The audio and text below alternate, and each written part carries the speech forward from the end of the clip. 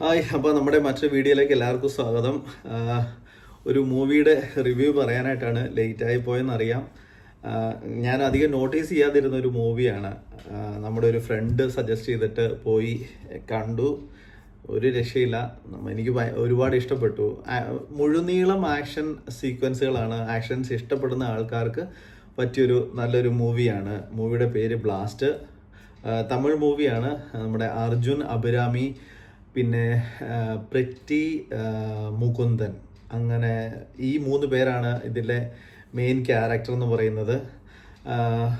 അർജുനെ പറ്റി പിന്നെ നമുക്കറിയാം, പുള്ളി ഒരു ആക്ഷൻ കിങ് ആണ്.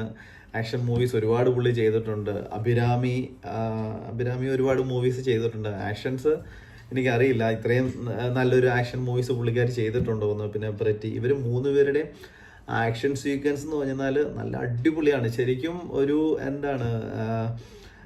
നല്ലൊരു ആക്ഷൻ അറിയാവുന്ന ആളുകൾ ചെയ്യുന്ന പോലെ തന്നെ നല്ല അടിപൊളിയായിട്ട് ചെയ്തിട്ടുണ്ട് 3 പേരും.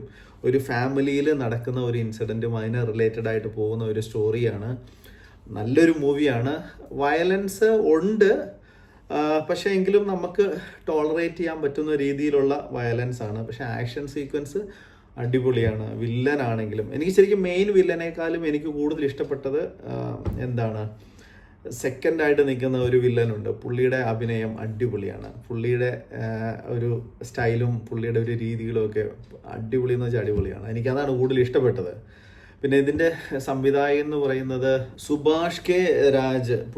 പുള്ളി ഒരുപാട് മൂവീസ് ചെയ്തിട്ടുള്ള ഒരാളാണ്. പിന്നെ നമ്മുടെ ചെന്നൈ എക്സ്പ്രസ്, പിന്നെ ഹൗസ്ഫുൾ 3 ഇതിൻ്റെയൊക്കെ പാട്ടായ പുള്ളിയുടെയാണ് സ്റ്റോറി.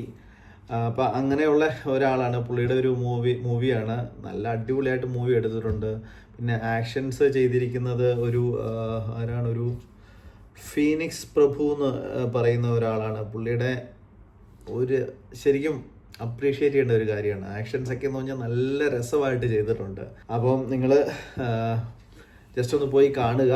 കുട്ടികളുമായിട്ട് പോയി കാണാനായിട്ട് ഞാൻ സജസ്റ്റ് ചെയ്യത്തില്ല.